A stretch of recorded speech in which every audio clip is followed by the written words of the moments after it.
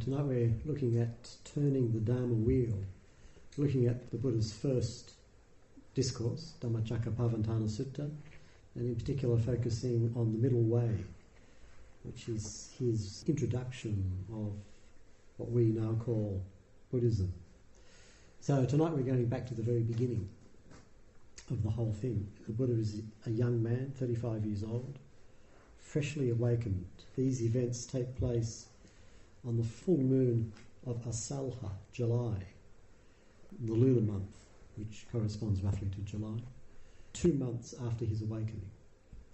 The Buddha woke up under the Bodhi tree, Bodh Gaya, what is now Bodh Gaya, spent some time in the vicinity of the tree, and during this time he didn't make any attempt to convey to anybody what he had experienced or how the world now appeared to him. And the reason why he didn't was because he thought it would be too difficult, nobody would understand him. And eventually he was persuaded to teach by an old mate of his. When I say old mate, this is from innumerable eons ago, when at the time of a previous Buddha, both Gautama, who's now the Buddha, and this other person who's now Brahma Sahampati, a deva in one of the higher heavens, were practicing together with this previous Buddha. And one of them, when he died, ended up a major god, and the other one just kept going, chugging along the human and animal realm until eventually he became the next Buddha. So they knew each other from way back. And the Buddha, this Buddha, was after his awakening, was thinking of the possibility of teaching, but decided not to because he thought, no one is going to understand what I'm talking about. This is too profound, it's too subtle, no one is going to get it. And Brahma Sahampati was listening in to his thoughts and was quite horrified by this conclusion and went down to earth and pleaded with him to teach, which the Buddha was persuaded. And the argument that persuaded him was that there are just a few people who have just a little bit of dust. If you teach them, they will understand. But if you don't, they will perish. So you've got to get out there and do something. So the Buddha was convinced and decided to start teaching. But it's interesting that the one thing the story shows is that the Buddha was pretty convinced at the beginning that this was not going to turn into a mass movement. He did not anticipate founding a world religion, and probably would have been very surprised to have found out what happened. His initial idea was just a few people might possibly get this, if he chose them wisely. And after some thinking about it, he decided on his 5 former companions. Now, before he became awakened, he went through, broadly speaking, 2 phases in his practice. First of all, he walks out of home, which was a place called Kapilya Vastu, which is essentially in southern Nepal, north of the Uttar Pradesh border, or around that area. And when he leaves, he goes southeast, probably following the major trading road, into what is now northern Bihar. And this is an area famous for yoga and meditation training.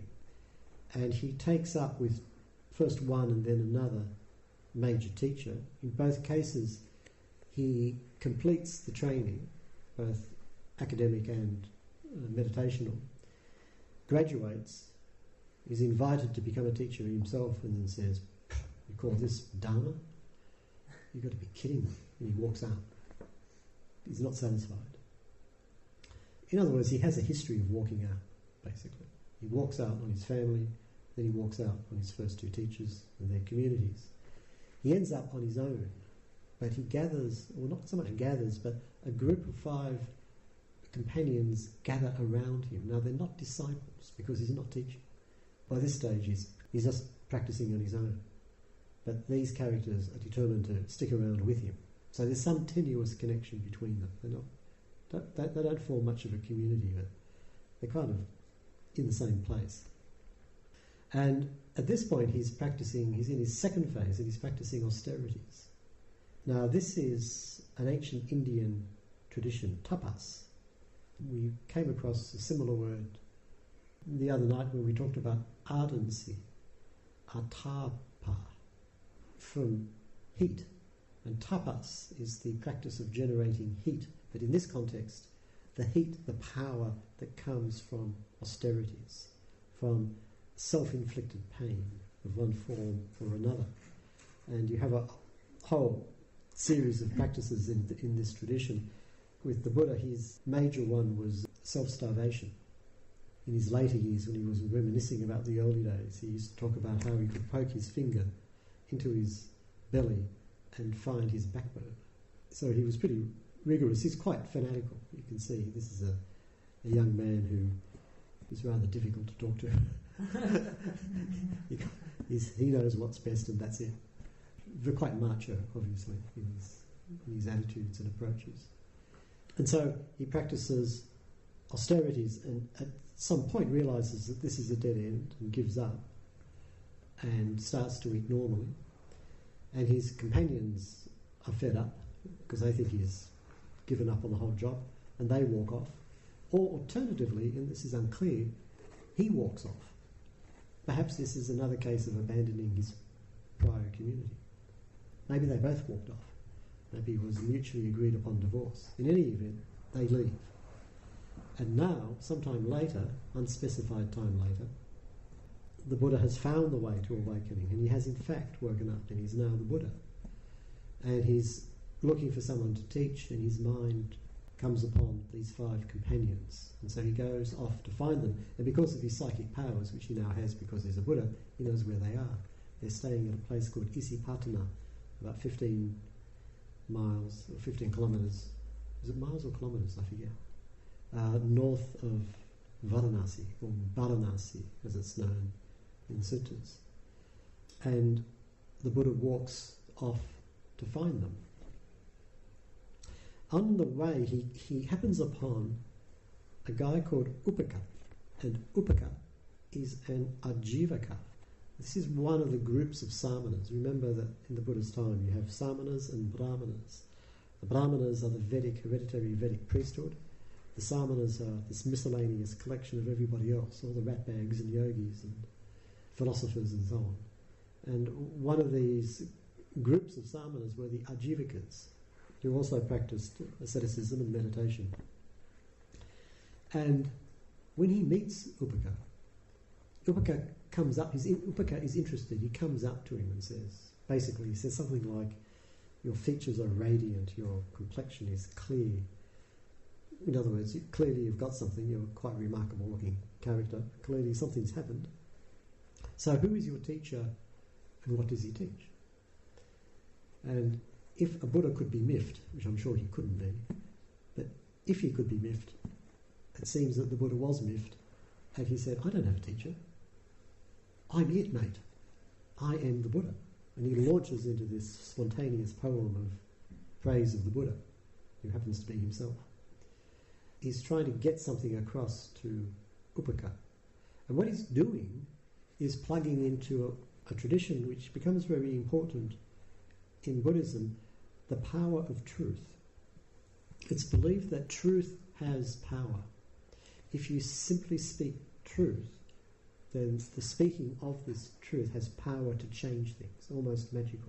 You get different stories in the tradition in which it is magical. So you get this sense in the tradition of the power of truth. And so the Buddha simply speaks the truth in very poetic language. I'm it. I'm the supremely self-awakened one. I am the Buddha. I am the foremost in all the universe. I have no teacher. I have no one to rival me. So he lays it out.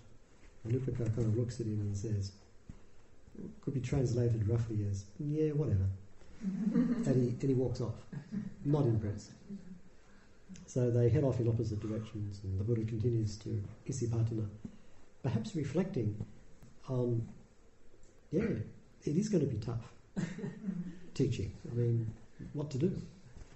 We can kind of guess that at this point he hasn't really figured out what he's going to say when he finally finds these companions. But he does track them down.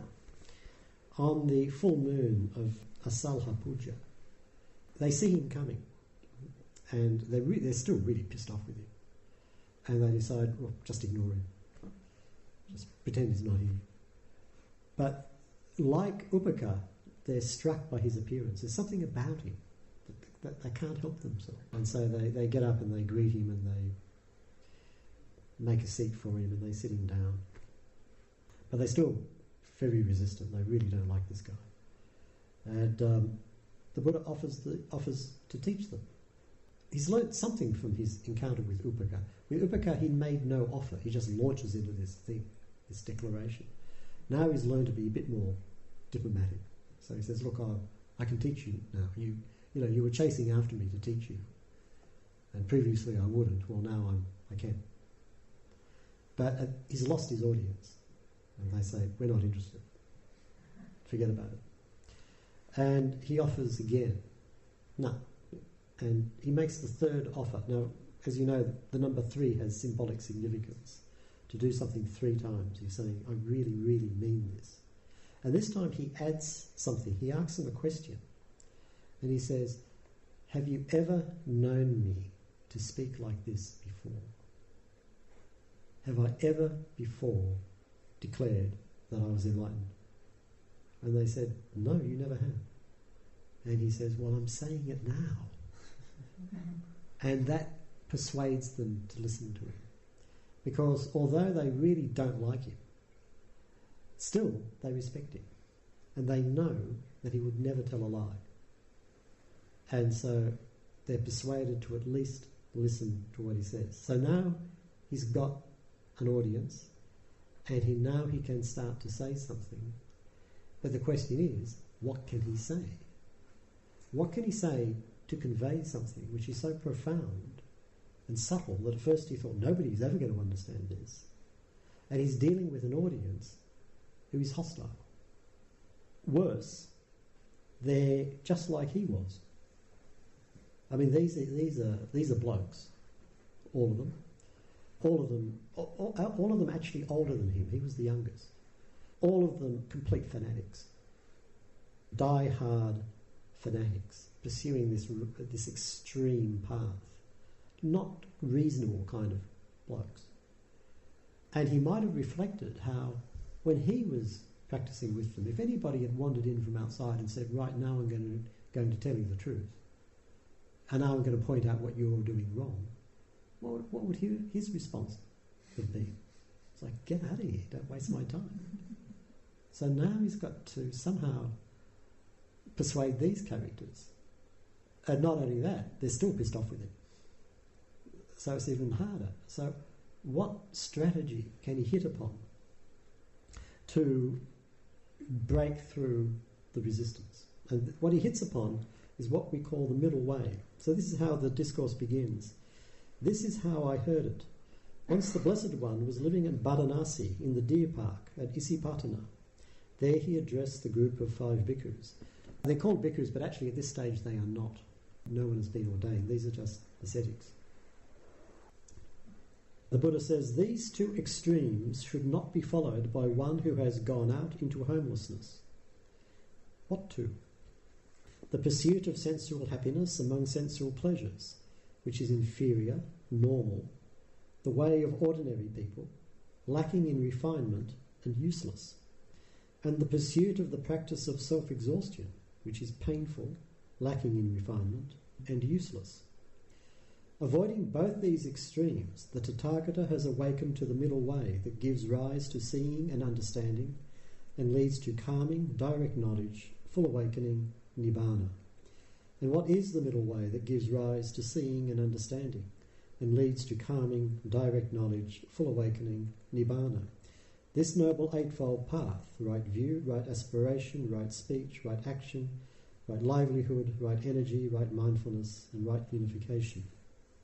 So this is the opening of the Dhammacakkappavattana Sutta, setting in motion the wheel of the Dharma. It's not the most moving and stimulating speech you've ever heard, but this is essentially the executive summary. This is what is memorised later to be handed down. This is not what he would have literally said at the time, but rather when people were getting together to memorise what was the points that he laid out, and to put it into a form that can be memorised, chanted and handed down. This is the version. So we have to unpack it to get a sense of what he's on about. Avoiding both these extremes, the Tathagata has awakened to the middle way. Tathagata is a term we've mentioned. This is a title of the Buddha that the Buddha gave to himself. He referred to himself as the Tathagata. Essentially, a Tathagata is someone who is just here, just completely boom, here. What he's awakened to is the middle way. And the middle way we can see as the strategy which the Buddha uses to convey his understanding. The middle way is variously expressed in the suttas. I think this is the only discourse where the middle way is presented as the middle way between the extremes of the pursuit of sensual happiness among sensual pleasures on the one hand and the practice of self-exhaustion on the other. There are more famous, more well-known middle ways that are often mentioned. The middle way between existence and non-existence is one. The middle way between eternalism and annihilationism is another.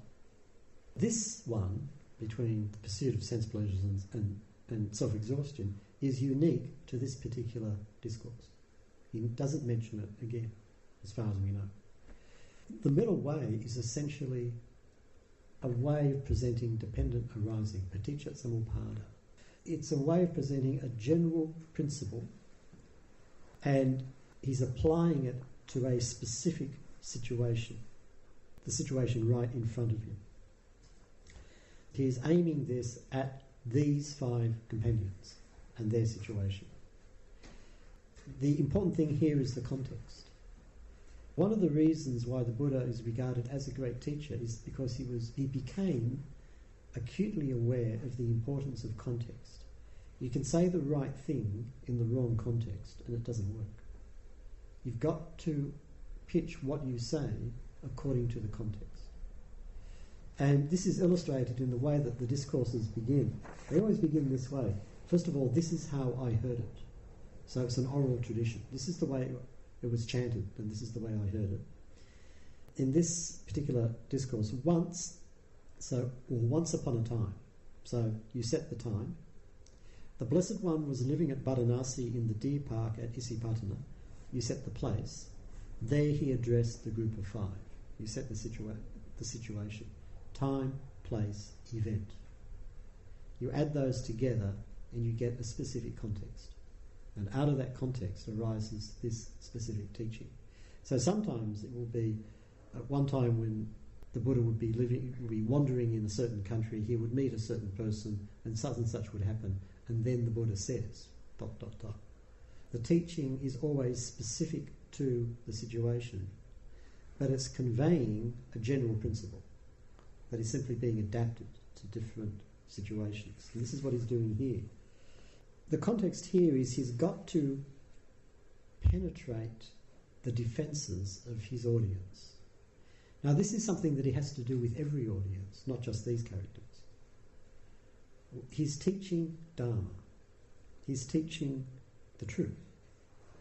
And we resist Dharma fiercely. We resist hearing the truth. We don't want to hear it. Most human beings, we have no interest whatsoever in wanting to actually know what's going on. We prefer fairy tales, comforting fairy tales. This is something that the mass media well know. If you're going to make money out of a news organisation, you heavily package the news and you feed people what they want.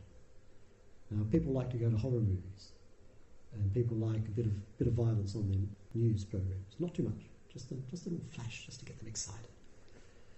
And, they like human interest stories to soften it at the end, leave you with a good vibe, maybe a little smile and a joke. Yes, everything's heavily packaged because we don't like the plain, simple truth. We have layers of defence against it. Now, the Buddha knows this from his own experience. What turned him away from normal life? When he was a young man, it was said that he had this realization of the universality of aging, sickness and death. Everybody who is born gets old, gets sick and dies, which you would think is kind of bleeding obvious. But when he realised it, it really shocked him to the core. And whatever it was, but for some reason, at some point, his defences were down. And the fact of the universality of what he came to call dukkha, which we could translate as pain, suffering, unsatisfactoriness, the universality of it, the inescapability of it, the all-pervasiveness of it. One day it hit him in a way that it never hit him before. And it penetrated all those normal human defences. And it was that understanding that propelled him out of his home and into the forest. Now, everybody knows that we who are born will age, sicken and die. We all know that. I don't think this will come as a surprise to anyone in this room. But we don't let it get to us. And although we know it, in inverted commas, we act as if we don't. So we act as if we're never going to die. We just pretend it's not really happening. And again, the society colludes in this fantasy that we all pretend that death doesn't really happen to us. It happens to some people. People who get locked away in nursing homes where fortunately we don't have to see them. Apparently it happens to them. I don't really know, but I've heard it happens to them. But there's something good on TV, so I'll just turn the TV on. We don't let this penetrate our defences because it's too shocking. We have this defence mechanism set up. And if the Buddha is to teach the Dharma, he's got to work out a way through those layers of armour. And in this particular case, through these guys, layers of armour, these particular people. He's got to find a way through the defences and reveal the problem.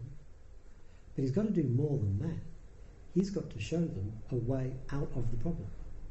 It's not enough to simply to know that human life is inherently bound up with suffering.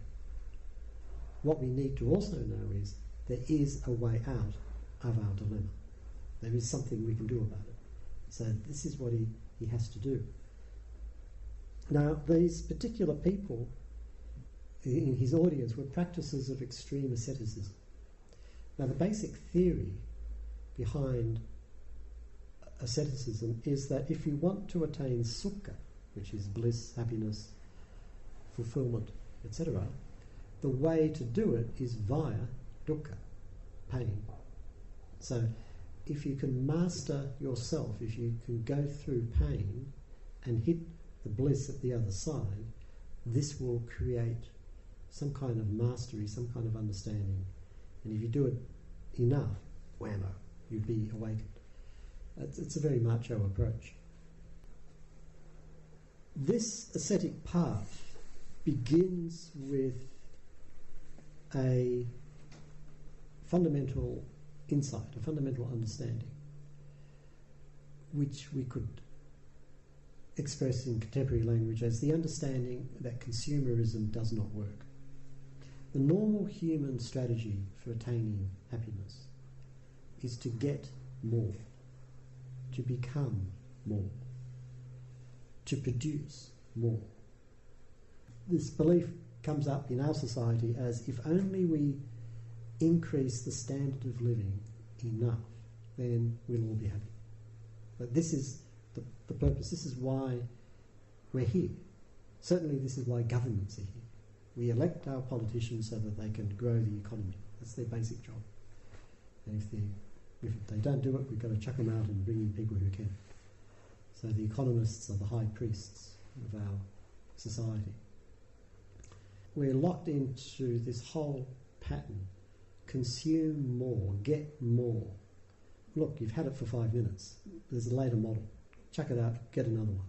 Then you'll be happy. Your car's a bit old. And besides, the technology has improved now. So get a better one. Then you'll be happy. And this is the ideology that we are bombarded with through the advertising industry. It's this relentless sense input. In fact, this society that we live in, probably at no point in human history have human beings lived with such a massive input of sense data just being shoved at them. And most of it is about buy. And the underlying belief system is get this and then your life will be worth living. But if you don't have it, you're a loser. The five companions have seen through that illusion. They know that's rubbish. They also know that most people have bought into it. But they can see clearly it's complete rubbish. It doesn't work at all. Which makes them already a very small cultural minority. They've had a genuine insight. This does not work. It cannot work. It's utterly futile. With this insight, they're immediately catapulted out of normal human society. They just don't fit. And it takes a certain stubbornness to hold to this and to pursue an alternative path. So, these guys are they're tough, they're stubborn. So, consumerism doesn't work. So what should we do? Okay, this is the problem. So let's think about it. That way doesn't work. It's a complete dead end, total blind alley. What would be the right way? Got it. The opposite direction. That would work.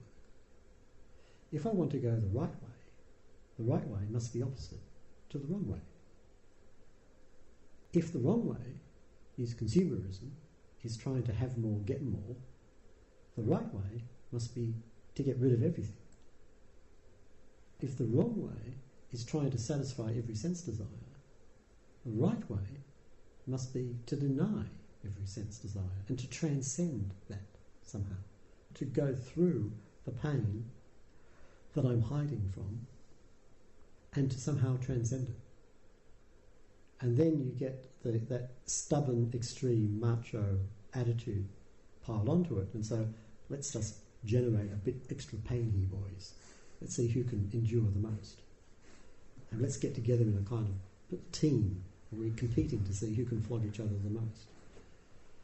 This is the audience. This is what they believe in. And remember that to follow this path, you have to be particularly stubborn and determined. Otherwise, you would never even begin it, much less survive for any period of time. What the Buddha is doing with the middle way is he's pointing out the wrongness of their path. They think it's right because it's the exact opposite of the wrong path.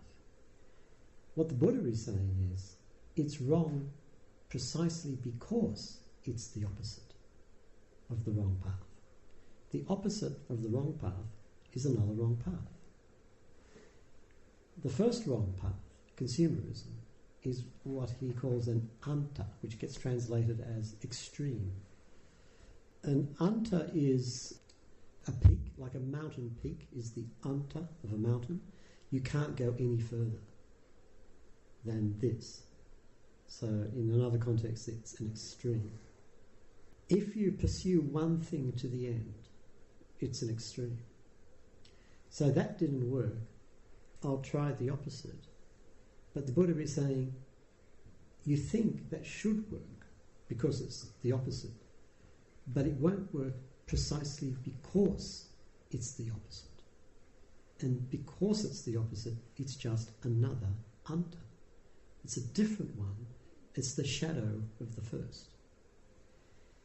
The ascetics look at most people and they say they are driven by desire, by greed.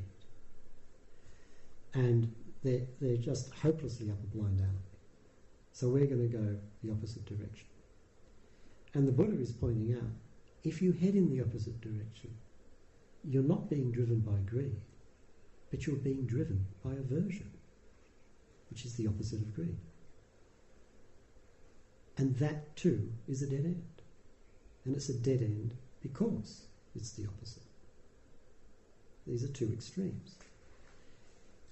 When the Buddha, in the Buddha's teaching, he talks a lot about desire, but he develops a fresh understanding of desire. Desire for the ascetics is all about I want, grab. But when the Buddha talks about desire, he always talks about it in terms of both that, and its shadow, which is, if I want that, I don't want this. Aversion is the shadow of desire, and desire is the shadow of aversion. Both of them lead to dead ends, and we find ourselves lurching from one to the other, and it doesn't quite work. The middle way is an alternative to the pairs of opposites. So let's give an example that we all know about, which is, in terms of the meditation practice, the problem of effort, which is a major problem for meditators. So we might be seduced into coming to a meditation retreat because we've heard about relaxation, and we've seen the pictures of Bodhi tree, there's nice trees, and so we think, I can come here and relax. And then get a rude shock when we arrive and discover there's anything but relaxing. Meditation is hard work. It takes a lot of effort to do it, and much less to maintain it, to keep it going, to get a momentum going. So we have the problem of effort. We work hard on our meditation, and we have a certain structure, we sit for 45 minutes, then the bell goes. We can stop. What a relief. I've been working hard for 45 minutes. I deserve a break. Aren't they unreasonable in not letting us just hang out in the veranda and have nice cups of tea all day? I deserve it after this 45 minutes of hard work. I deserve a bit of a break. I just relax for a while. But why do I want to relax? It's because this effort involves a strain. It's working, work, strain. I've got to do something about this. Okay, straining isn't satisfactory. What to do? Take a break, relax. That's what I'll do. And so I relax for a while. But then I realise it's really boring here after a while. I mean, there's not exactly lots of entertainment. So I better go back into the hall and get back to work. So work. God, that's hard. Enough. Take a break. Relax. Strain. Relax. Strain. Relax. Now this is describing it at a pretty extreme level, but it's also much more subtle. But the same pattern we have again and again. Push, because I want to get something. It's too much. Drop it. Drop the ball. Relax. Oh, God, this is not working. Strain, relax. Strain, relax. When we make the decision to switch to the opposite, it seems the right decision at the time, precisely because it's the opposite. If straining is a problem, surely relaxation is the answer. If relaxing is the problem, surely effort is the answer. It's obvious, isn't it? And what the Buddha is saying is, no, neither of them work. Because they're both extremes. So he talks about, in this context, he will talk about right effort. And where do we find right effort?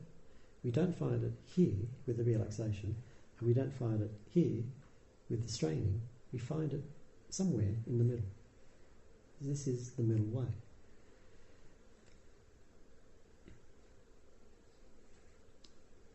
When we do this, when we lurch from...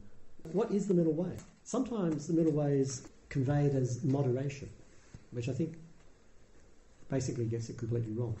Let's say one end of this mat is one extreme, and the other end of the mat is the other extreme. Where do we find the middle way? How can we find it? Simple. We get a tape and we measure, and exactly halfway we mark that. Middle way. Moderation. It's pretty unlikely. First of all, the Buddha, he was awakened, but moderate? I don't think so. I mean, look at the way that he lived. Even after he became awakened. 3 robes, a bowl, happy to camp out under a tree all night, 1 meal a day. This is moderation. If this is moderation, I'd hate to see extremism. It doesn't strike me as being particularly moderate. Now, he was pretty full on all his life. And when you think about it, isn't the exact middle, just another extreme? Oh, I can't have the end. That's wrong. What's the opposite of the end? The middle. I'll go straight for the centre. That must be right. But actually, it's just another extreme. It's just bouncing from one extreme to the other. Where do we find the middle way? The middle way can only be found where there is no anta, where there are no extremes. In other words, where we are not stuck on anything, where we are not stuck anywhere.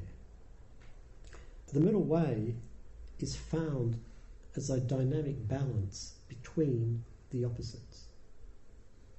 It's a place which is characterised by no fixed position. As soon as we land anywhere and fix a position, we've just got an extreme. It's here, which is the opposite of there.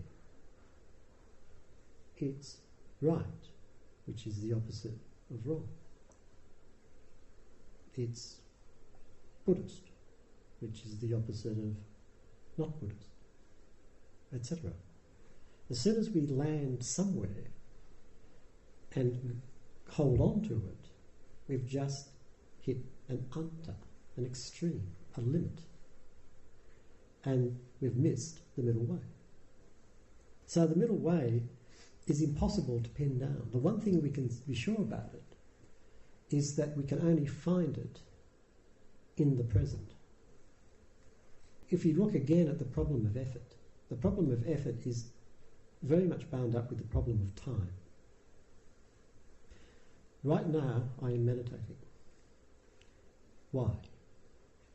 Well, because I want something, obviously. Have I got it yet? Well, no. So what I have to do is strive in order to push through what's happening now to get to what I want to be happening, which will happen sometime in the future. So whatever it is that I'm chasing after, there's one thing I can be sure of: it's not what's happening now.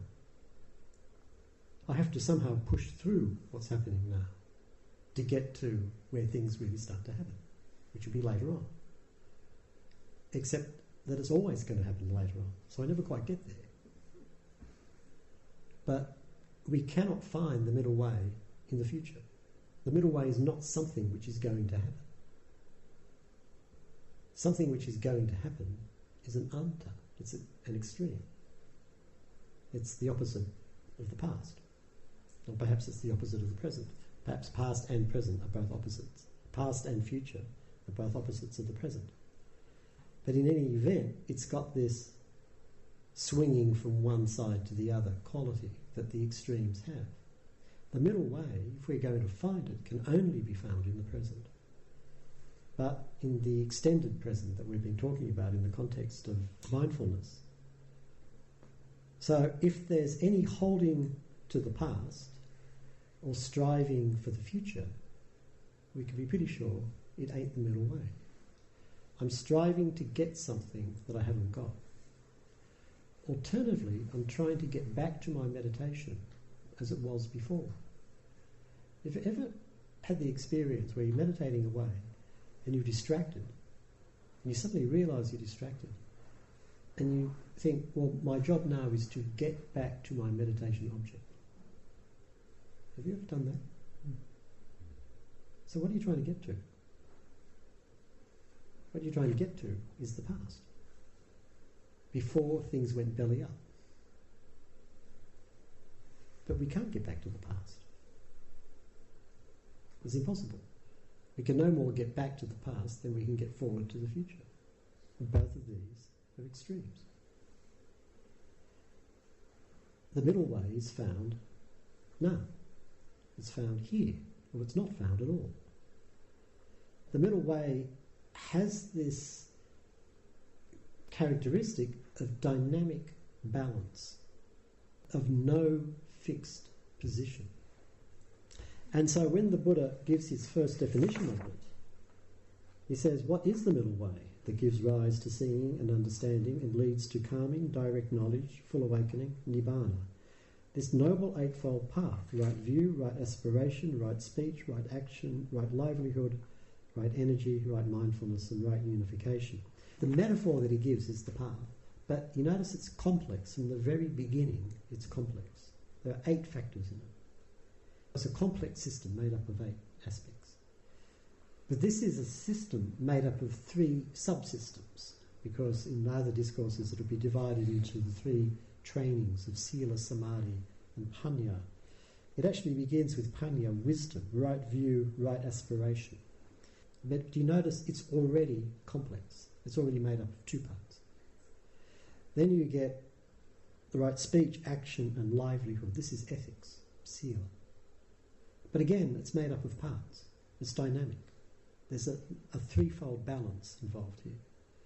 And then you get meditation, which is made up of another 3 parts, right energy, right mindfulness, right unification or concentration. Now that's a dynamic balance. We've been talking about this because we're focusing on meditation. We've been talking about this one a lot. And the most obvious one is we've been talking about how the balance between effort, energy on the one hand and samadhi on the other. Samadhi is unification, concentration.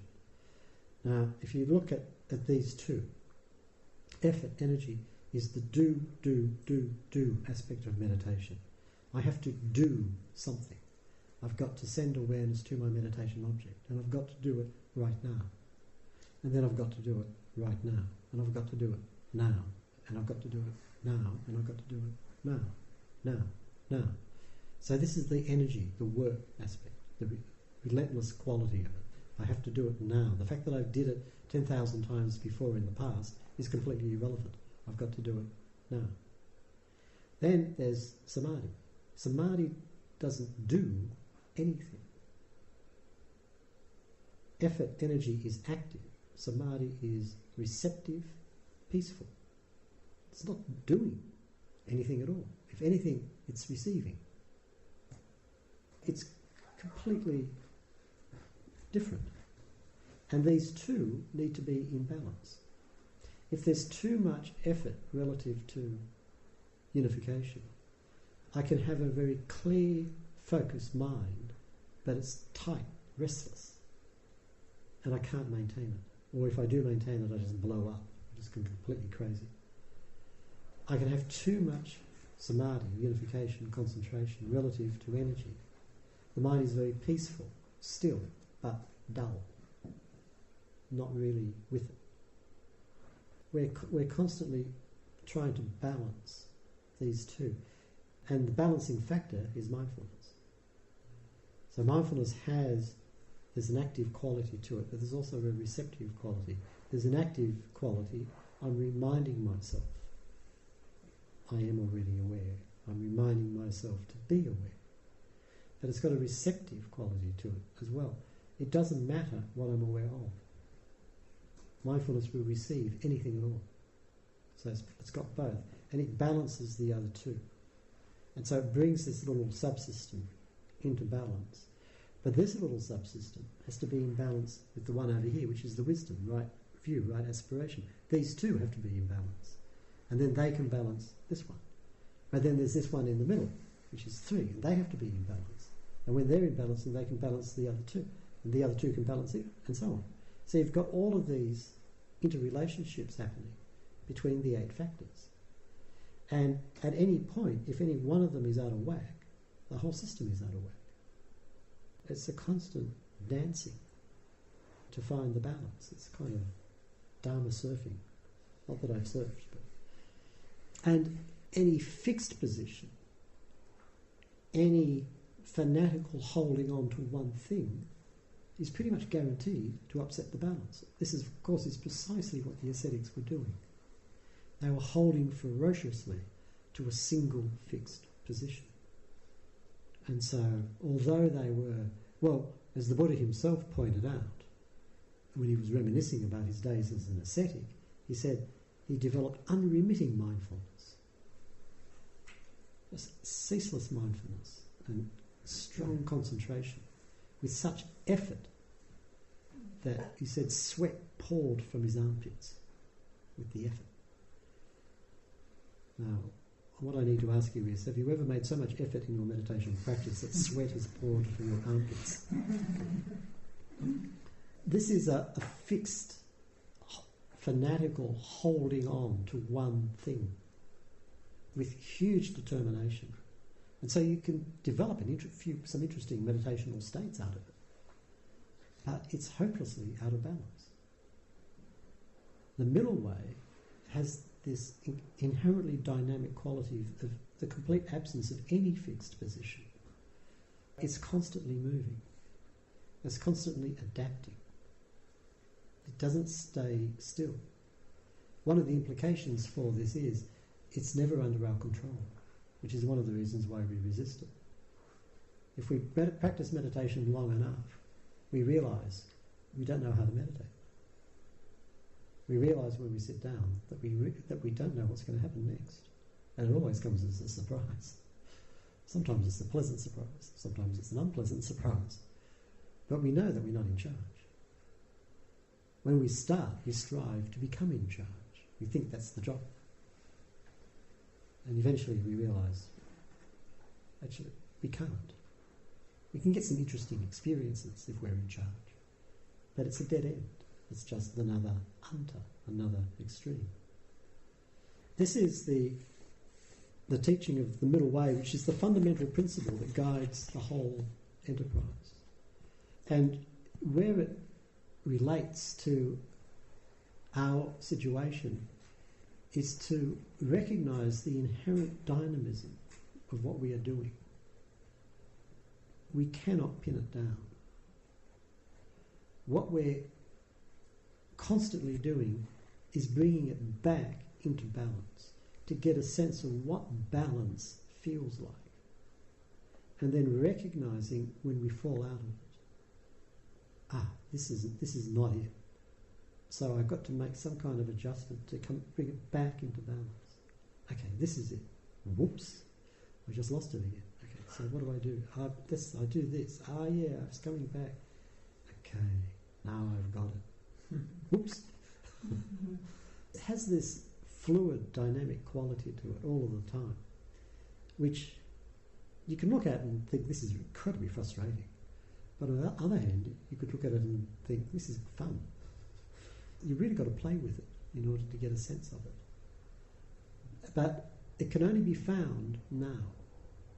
It cannot be postponed. It's not that if I slog today, then sometime tomorrow I might find the middle way. That doesn't work. It's to be found now. This balance is to be discovered right now in this situation. So it's very intimate as well. So this is the way the Buddha broke through the resistance of his first audience. This was what opened up their minds to what he was saying. And tomorrow we'll continue with the first discourse, and we'll look at the next part of the teaching, which are the four truths, in which he, having established the basic principle, which opens up the five ascetics, they realised, we've got it wrong, haven't we? Then he teaches the four truths, and we'll do those. We'll have a look at those tomorrow night.